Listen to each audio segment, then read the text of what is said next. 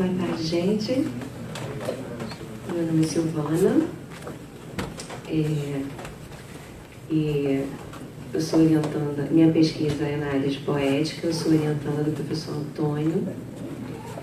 E eu trouxe hoje, para comunicar um artigo. E pela densidade do tema, eu preferi preparar um texto de apresentação ao invés de uma apresentação visual, porque eu achei que ia ficar mais fácil de compreender, e uma apresentação visual ia demandar um tempo maior. Então, eu trouxe um texto para compartilhar com vocês.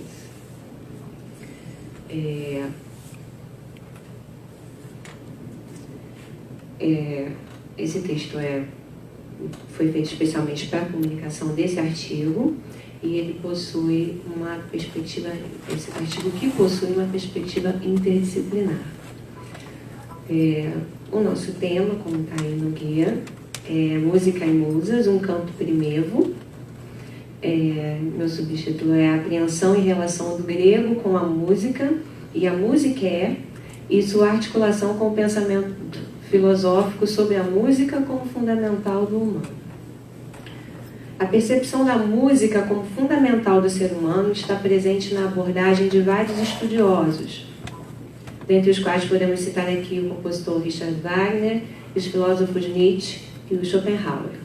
Em nosso artigo, nós buscamos tecer um diálogo entre o pensamento desses estudiosos acerca da música como a forma de apreensão de mundo e a música pelos gregos na Grécia arcaica.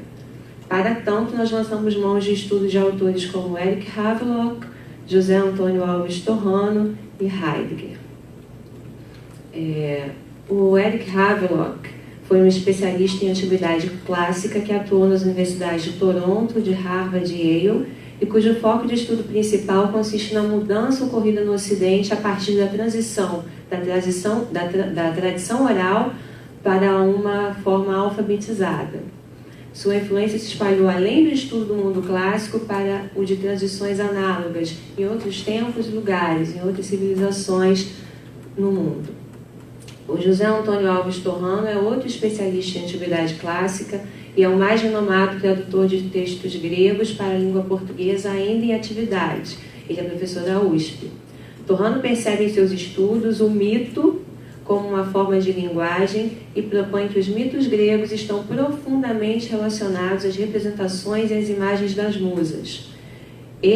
O mito das musas, é um mito muito importante na tradição grega, que trata, dentre outras coisas, da tradição do conhecimento na Grécia arcaica, ponto que encontra interseção na nossa pesquisa com a abordagem do Havelock, que estuda justamente esse momento de transição. Inevitavelmente, nós passamos pela antropologia filosófica grega nesse caminho de tentar resgatar a forma antiga ocidental de apreensão do mundo e de relacionar-se com o todo, o que se dá sempre bem marcado pela presença da música, de uma forma ou de outra. Esse resgate é fundamental, uma vez que o nosso caldo cultural, o cultural river, como preferem alguns estudiosos, ele é abissalmente diferente do caldo cultural da época. Ou seja, para eu analisar a relação do grego ou do pré-grego com a música, nesse momento de Grécia arcaica, de Grécia pré-socrática, eu preciso conhecer qual é o caldo cultural deles, eu preciso saber como que se dá a perspectiva, como que é o pensamento filosófico do grego nesse momento, porque se eu fizer a leitura histórica a partir do meu caldo cultural ocidental do século XXI, eu vou perder muito nessa análise. Então, a gente precisa resgatar esse cenário, quase que se teletransportar, tentar reconstruir, reproduzir ao máximo esse cenário, para que a gente possa, eventualmente, conseguir relacionar essa forma de apreensão do grego com uma forma de apreensão filosófica mais moderna. Dessa forma, nossa abordagem passa, embora não tão explicitamente, mas necessariamente pela história e pela antropologia, que se dão como ponto de partida para a observação do comportamento e pensamento dos gregos na antiguidade. O grego desenvolveu algumas formas de articulação do pensamento que resultou num sistema de interpretação do mundo no qual se encontravam inseridos. Podemos apreciar essas figuras de pensamento que constituíram a tradição cultural helênica por meio dos mitos. O mito como questão não é uma escolha nem um problema. Ele é narrativa, presença e existência em seu sentido e verdade, de acordo com o universo grego. E para eles, o mito traça a trajetória dos mortais, ao mesmo tempo que acena a possibilidade do porvir. Na Grécia do período arcaico, o mundo divino e o mundo dos homens não se dão em separado. O mundo é ele mesmo manifestação do sagrado. A concepção apartada de sagrado e profano não faz sentido para os gregos, visto que é ausente a noção e a consciência de mundo humano e mundo que transcende ao humano, como se dá nos tempos atuais. Todo o arcabouço de conhecimento e compreensão do real era transmitido pelas gerações através dos aedos, poetas que, tomados pela inspiração das musas, do mito das musas, né, da entidade das musas, promoviam a transmissão dos costumes, percepção do homem, dos seres, da vida e da morte, preservando assim a memória coletiva daquela civilização. Nela, os desdobramentos da vida se davam a partir do conhecimento transmitido pela tradição oral, que era sempre por meio da música. A música, como palavra cantada pelos aedos, foi o meio pelo qual os gregos na Grécia arcaica ordenaram a sua cultura e seu mundo. Para eles, o dizer das musas é a pronúncia de uma condição inaugural. Na canção por elas inspirada é que se ordenam coisas e mundo. Havelock leciona que a cultura da Grécia dos séculos 7 e 6 a.C. reunia valores distintos daqueles que nos são hoje familiares. A cultura oral dessa Grécia diz respeito a uma cultura anterior à formação e implantação do alfabeto. Essa cultura, no entanto, reunia aspectos de uma intelecção e do que poderíamos chamar de estrutura vocabular, ainda que sonora apenas, que é capaz de configurar uma cultura pré-letrada.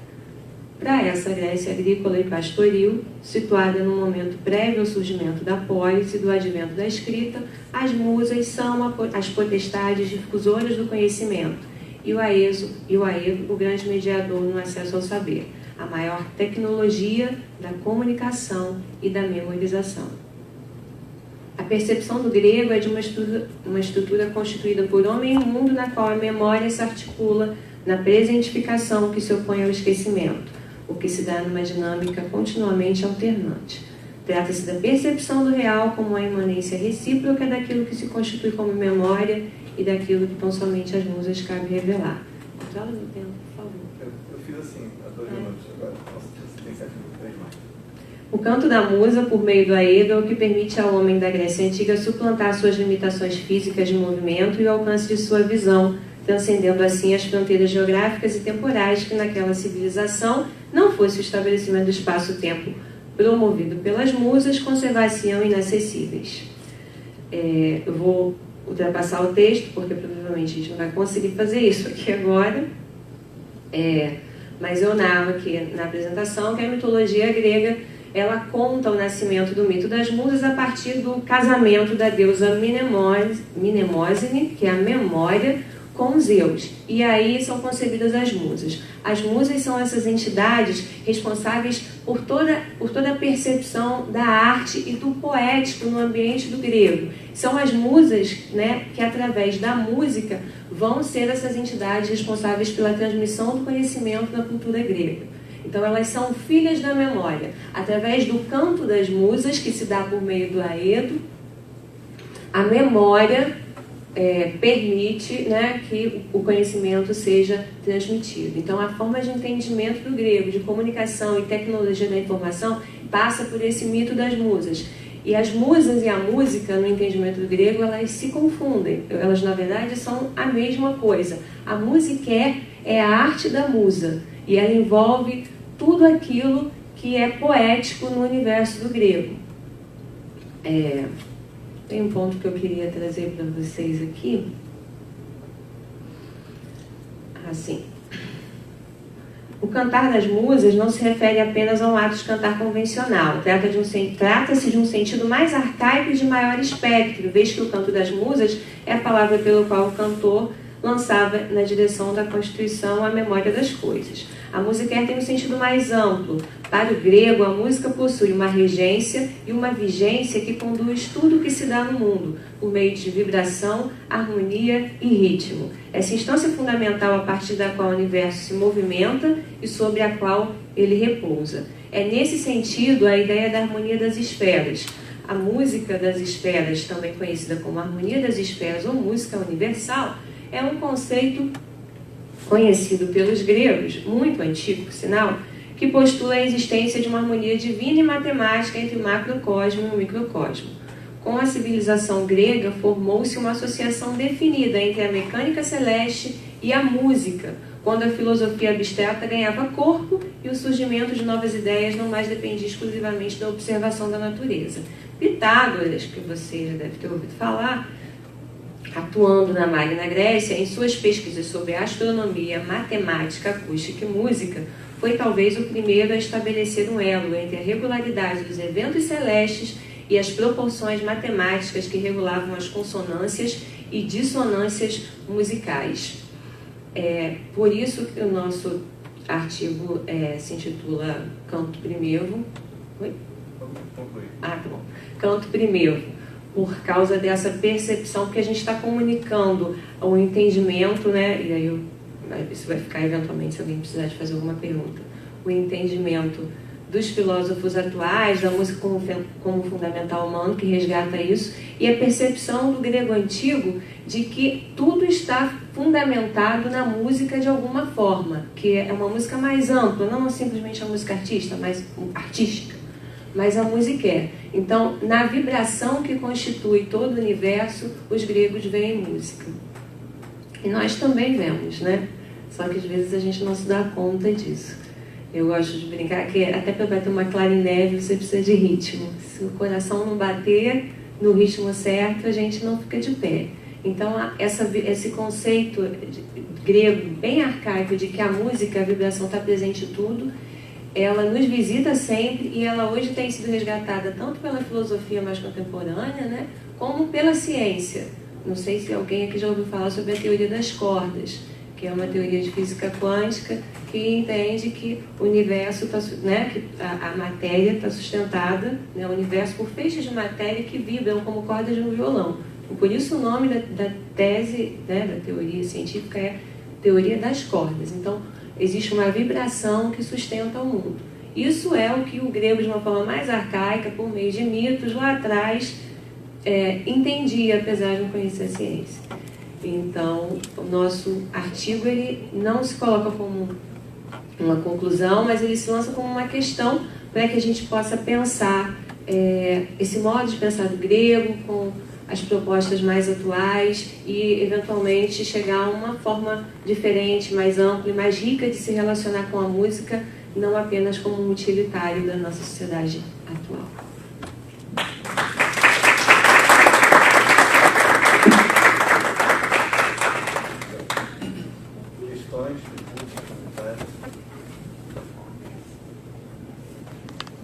Você citou o Schopenhauer no começo do texto. Qual é a relação dele? Ou seja, qual o papel, o lugar dele nessa...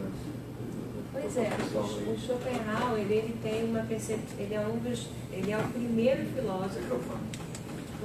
O Schopenhauer é um dos primeiros filósofos, na verdade é o primeiro dentro da linha filosófica mais contemporânea, né? Que propõe a música como algo mais do que uma arte utilitária. Na obra dele, O Mundo como Vontade e Representação, ele tenta, né, ele fala da vontade, quando ele chega nas artes, ele tenta classificá-las hierarquicamente, e ele o faz, mas quando ele chega na música, ele fala, opa, essa aqui eu não consigo classificar, porque ela vai além de uma arte representativa, ela é muito mais rica. Então, ele diz que ela reflete a própria vontade. Então, ele entende a música como algo libertador, né, porque ele tem uma influência, se não me engano, do hinduísmo, como algo libertador, como algo fundamental do ser humano, como algo que colhe o humano e não que é colhido pelo humano, considerando que ele entende que a música é a própria vontade, a música não pode ser algo simplesmente colhido pelo humano como as outras artes são.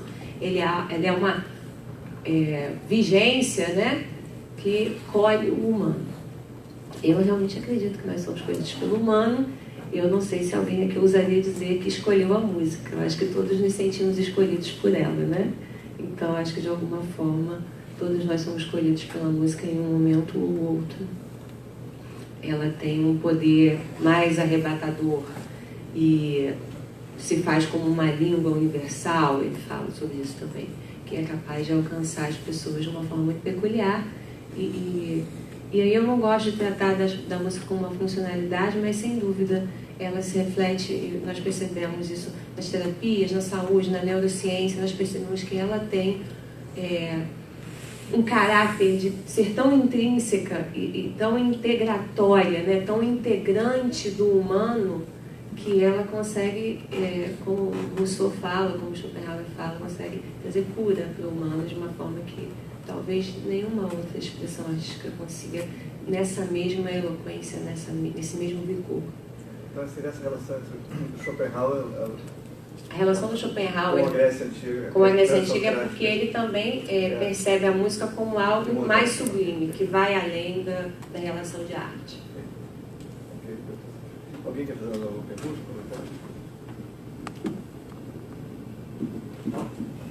Agora bem.